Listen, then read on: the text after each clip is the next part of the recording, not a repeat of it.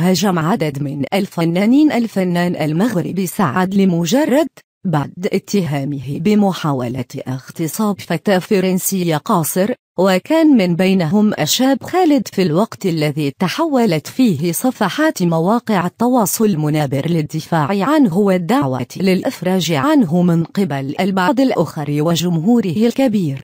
وكان الشاب خالد قد قال في تصريحات صحفية إن سعد المجرد شاب طائش وافتعل المشكلات في أمريكا وهرب منها، حتى تم ضبطه في فرنسا بنفس الواقعة، مؤكدا أن سعد المجرد ضيع نفسه بعد واقعة التحرش وبعد الإفراج عن الفنان سعد. وسرعان ما تراجع الشاب خالد عن تصريحه، موضحا في تصريحاته لبرنامج أيتي سرعان ما أكد الشاب خود أنه لم يقصد الإساءة للمطرب المغربي، وتصريحاته تم فهمها بطريقة خاطئة وليست صحيحة.